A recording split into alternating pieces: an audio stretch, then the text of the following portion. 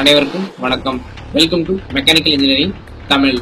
இன்னைக்கு எதை பத்தி பார்க்க போறோம் அப்படின்னு பாத்தீங்கன்னா, பெட்ரோல் இன்ஜின் டீசல் இன்ஜின், அதாவது பெட்ரோல் இன்ஜினுக்கும் டீசல் இன்ஜினுக்கும் உள்ள வேறுபாட்டை தான் இன்னைக்கு பார்க்க போறோம்.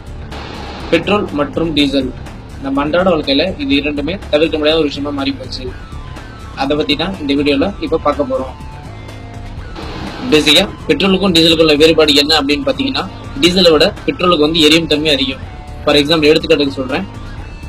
2 துணி எடுத்துக்கோங்க. ஒரு துணியை வந்து டீசலாலையும் ஒரு துணியை வந்து பெட்ரோலாலையும் நினைச்சு ஒரே டைம்ல பர்ன் பண்ணீங்கன்னா ஃபர்ஸ்ட் எரியது வந்து பெட்ரோல் நினைச்ச துணி தான் எரியும். ஏன்னா டீசலோட பெட்ரோலுக்கு வந்து எரியும் தன்மை அதிகம். இப்போ பெட்ரோல் இன்ஜினுக்கும் டீசல் இன்ஜினுக்குள்ள டிஃபரன்ஸை பார்க்கலாம்.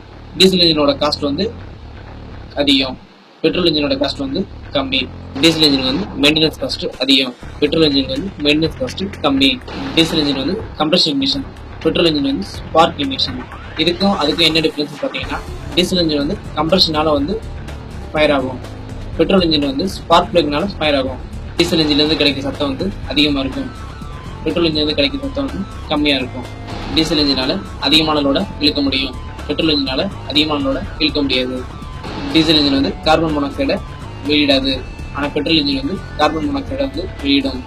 டீசல் இன்ஜின் வந்து பொல்யூஷன் அதிகமாக இருக்கும், ஆனால் பெட்ரோல் இன்ஜின் வந்து பொல்யூஷன் கம்மியாக இருக்கும். இதுதான் வந்து பெட்ரோலுக்கும் டீசலுக்கும் உள்ள வேறுபாடு. ஆக மொத்தம் பெட்ரோல் டீசல் ரெண்டுத்தையுமே வந்து நம்ம எரிபொருளை தான் வந்து பயன்படுத்துகிறோம். உங்களுக்கு இந்த வீடியோ பிடிச்சிருந்தா சப்ஸ்கிரைப் பண்ணுங்க, லைக் பண்ணுங்க, ஷேர் பண்ணுங்க. நன்றி, வணக்கம்.